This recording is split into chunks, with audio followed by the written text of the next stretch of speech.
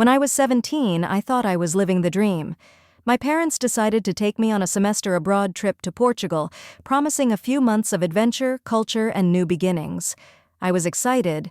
The idea of exploring Europe, learning a new language, and seeing a part of the world I had only seen in books sounded like a fairy tale.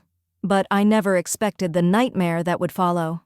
3 weeks into our stay, everything changed. Without warning, my parents disappeared. I woke up one morning in our apartment to an empty room. I thought maybe they'd gone to get coffee, or that it was just some sort of misunderstanding. But as hours passed, I realized this was no mistake. On the kitchen counter there was a note, a simple note that changed my life forever. It was from my mom.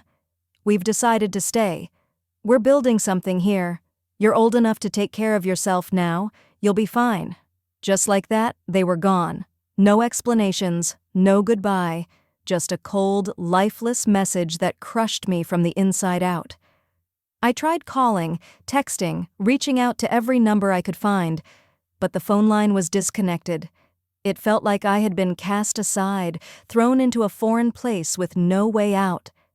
I spent the first few weeks in a haze of confusion, hurt, and disbelief. I had no money, no contacts. My Portuguese was poor at best. I found a job washing dishes in a local cafe, earning just enough to eat and keep a roof over my head.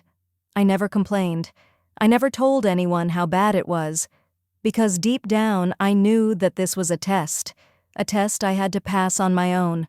I wasn't just going to survive, I was going to thrive. The pain of what they had done slowly turned into fuel. I kept telling myself that one day I'd make it back. I'd show them. And years later, when I saw their house listed for sale, I realized I had made it, but they had no idea what was coming. It's strange how time works. Years passed, and with each day I grew stronger, more determined. What started as a survival instinct became the foundation for everything I built after that. I learned the language. I worked multiple jobs, sometimes 2 or 3 at once. I didn't just survive Portugal, I conquered it. By the time I turned 22, I had saved enough to launch my own small business. It wasn't glamorous at first. In fact, it was a modest online store where I sold handmade jewelry, but it was mine. It was the first thing I had ever done that was entirely on my own. No help from anyone, no family support. People started noticing my work, and within a few years I had a steady client base, and the money started flowing in. I was no longer scraping by. I was thriving. But still, every time I looked at my phone, every time I saw my old home back in the United States, I couldn't shake the anger.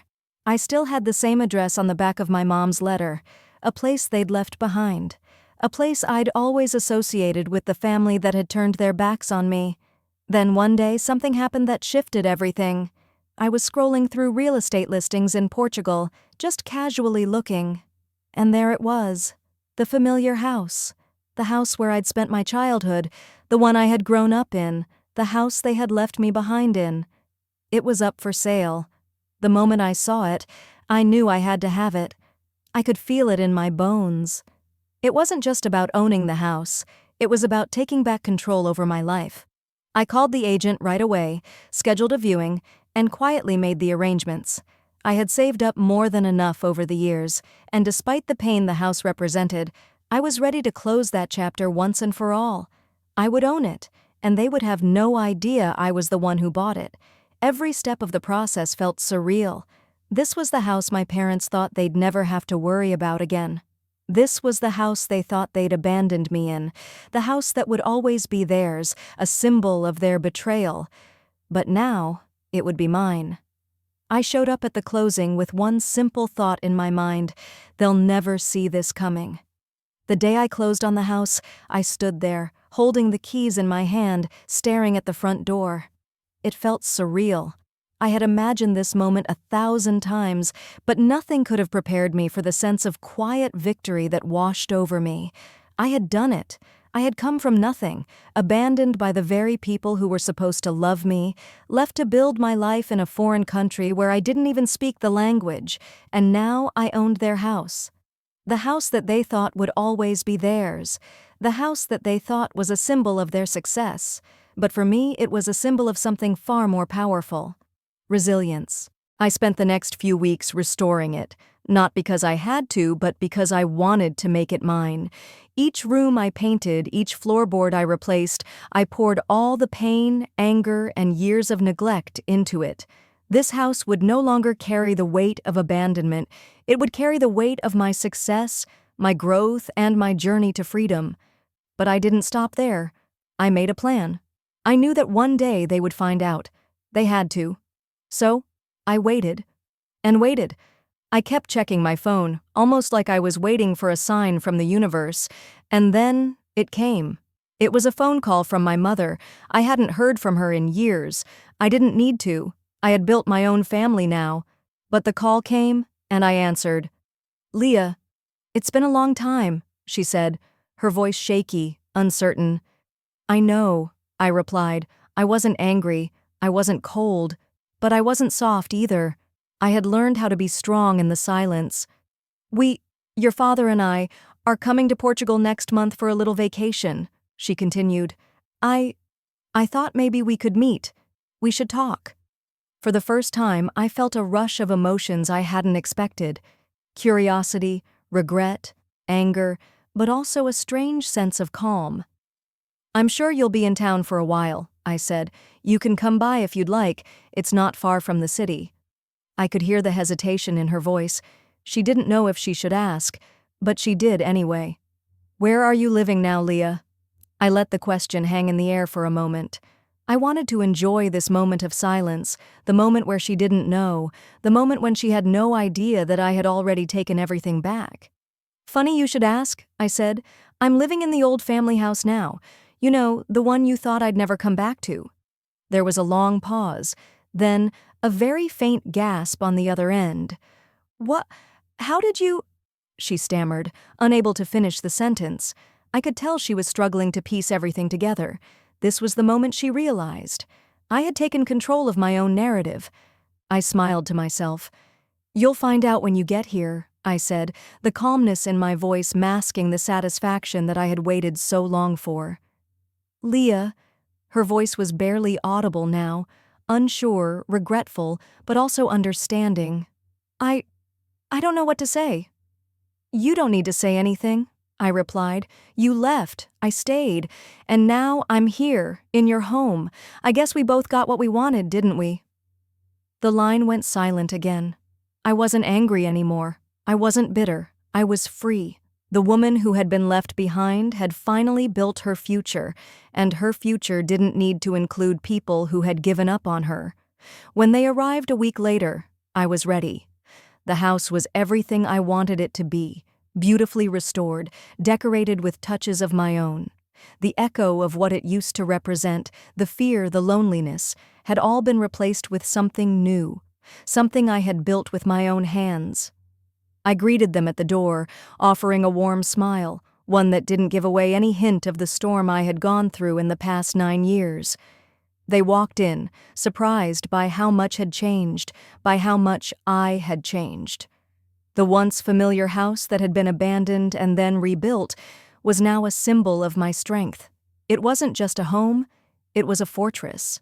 "You look different," my father said, scanning the room.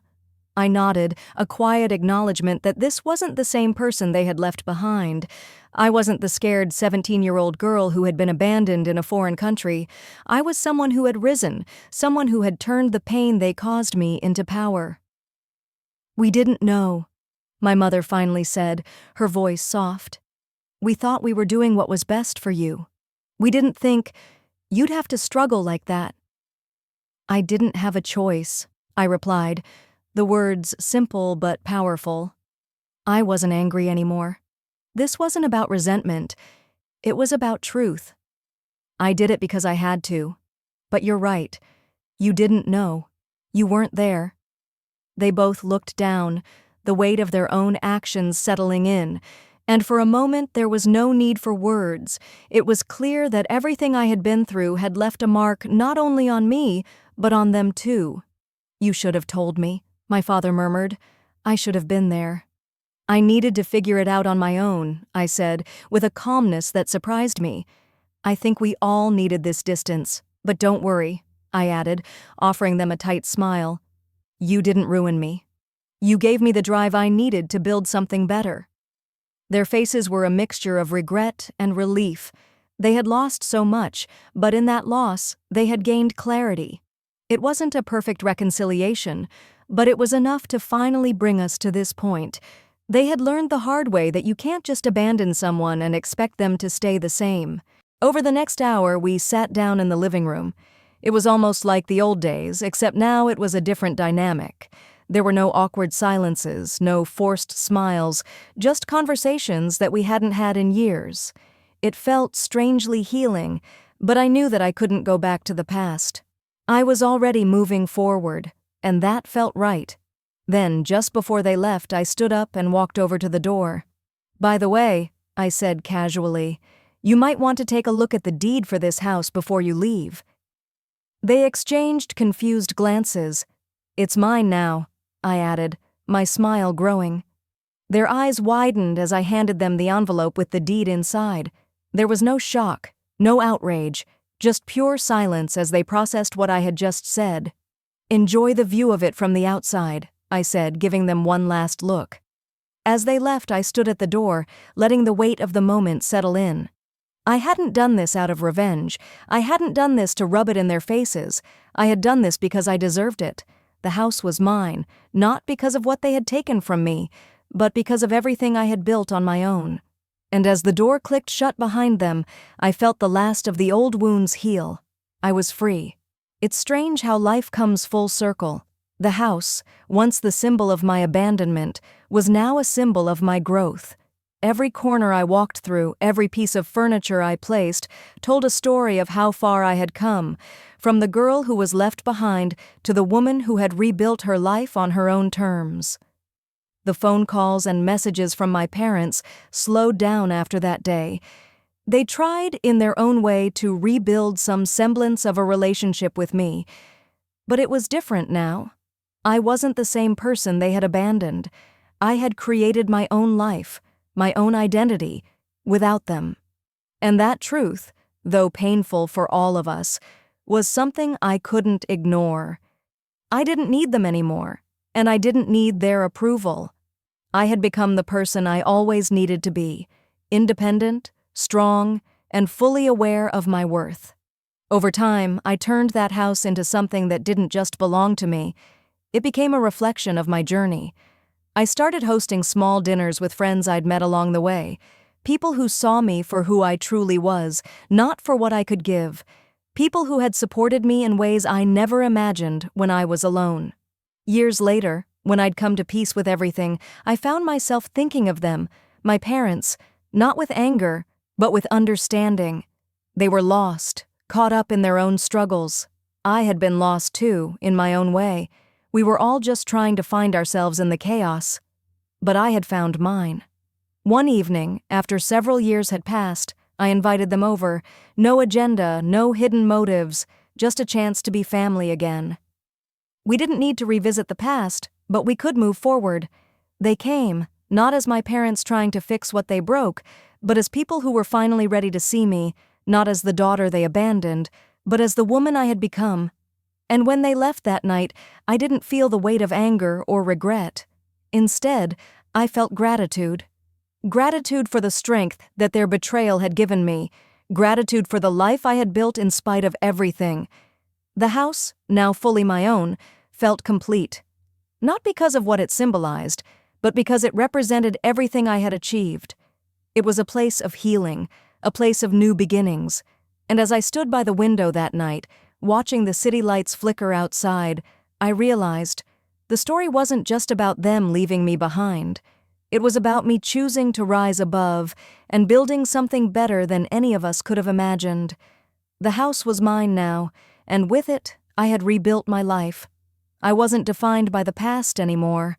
I had created my future, brick by brick, and no one could take that away from me.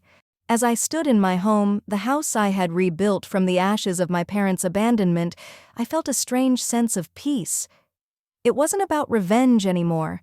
It wasn't about showing them they were wrong or proving anything. It was about me, reclaiming my life, my strength, and my future. The days that followed my conversation with my parents were quiet. I didn't hear from them for a while. It was almost as though they didn't know how to approach me anymore. They had wanted to visit again, but I wasn't ready. I had set my boundaries, and this time, I wouldn't let anyone cross them. Weeks passed, and I kept building my life. My business expanded, my connections grew, and I became the person I had always wanted to be. But there was still a part of me that felt unsettled. Despite the success, despite the peace I had found, there was always a piece of me that had longed for closure. I had rebuilt my life, but could I rebuild my relationship with them? Could I ever forgive them for what they had done? The answer, I realized, wasn't about forgiveness. It was about understanding that they were flawed. They had made choices, and those choices had hurt me. But I wasn't the same person anymore. I didn't need their approval or their validation to feel whole. I decided to take the first step. One evening, I called them. No drama, no built-up expectations, just an honest conversation. My father picked up after a few rings. "Leah?" He sounded surprised, but not in the way I expected. There wasn't shock or anger. There was something softer in his voice. "It's been a long time." I paused for a moment, considering my words carefully. "I wanted to talk, Dad, about everything." He didn't interrupt, just waited for me to speak. "I've built a life here, a life I'm proud of. I've turned this house into something meaningful, but I can't keep pretending like the past never happened. I don't want to keep avoiding it. I don't need an apology. I just want to understand why it happened, why you and Mom made the choices you did." There was silence on the other end, and I almost thought he had hung up. But then, he spoke softly. "We thought we were giving you space. We thought you would be better off without us. But we were wrong, Leah. We didn't realize how much we were hurting you until it was too late." I could hear the regret in his voice. He wasn't the man who abandoned me anymore. He was a father who was trying to make sense of his mistakes. And for the first time in years, I felt a glimpse of the connection we once had. "I'm not angry anymore, Dad," I said, my voice steady. "I just wanted you to know that I'm okay. I'm better than okay. And that's because of what I did, not what you did or didn't do." He sighed deeply. "I'm proud of you, Leah. I should have said that a long time ago." We talked for a while longer, and by the end of the conversation, I knew this wasn't the end of our story. But it was the beginning of a new chapter, one where we could finally acknowledge the past and move forward. As I hung up the phone, I sat there for a moment, just letting it sink in. I had taken control of my life, my story, and now, even with them, I had the power to choose what kind of relationship we'd have. And that, I realized, was everything. The house, once a symbol of my pain, was now a symbol of my strength. And as I stood in the doorway, looking out at the life I had built, I knew one thing for sure. No one could ever take that away from me. Months passed, and life continued to unfold in unexpected ways. The house, now a place of peace and accomplishment, became my sanctuary. My business flourished, and I started to enjoy the fruits of my labor, traveling, meeting new people, experiencing the world on my own terms. But there was still one last thing that needed closure. My relationship with my parents was still fragile, like a newly planted seed that hadn't yet taken root. We spoke more often now, but the distance remained. There was love, but there was also a quiet understanding between us that some things can never be repaired. Still, the tension from the past was fading, and I could live with that. One day, I received a letter from my mother. Not a text, not a quick call, but an actual, handwritten letter. I hadn't seen her handwriting in years, and when I opened it, I could feel the weight of her words. "Leah, I've thought a lot about the years that passed. I want you to know that what we did was unforgivable, and I can't change it. But I've spent my life regretting it.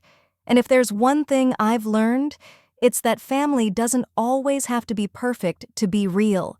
I hope we can still find a way to reconnect, not because of the past, but because of who you've become.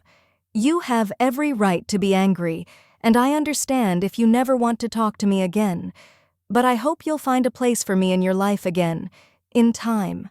I sat there for a long time, reading those words over and over.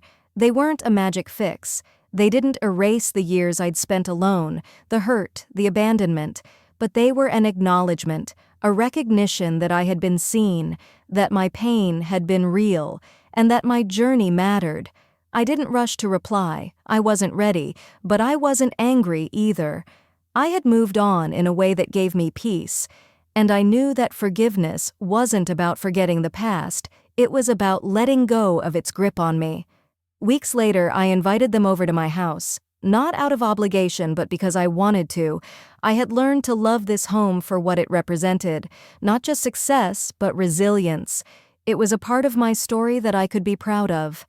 They arrived a little early, both quiet as they walked through the door, as if they were waiting for me to react in some way. But I didn't. We sat down in the living room, the place where it all began, and I just spoke honestly. "I've built a life I'm proud of, without any of you, but I still want you in it. Not as people who owe me an apology, but as family." We didn't cry. There were no dramatic declarations. It wasn't a Hollywood moment.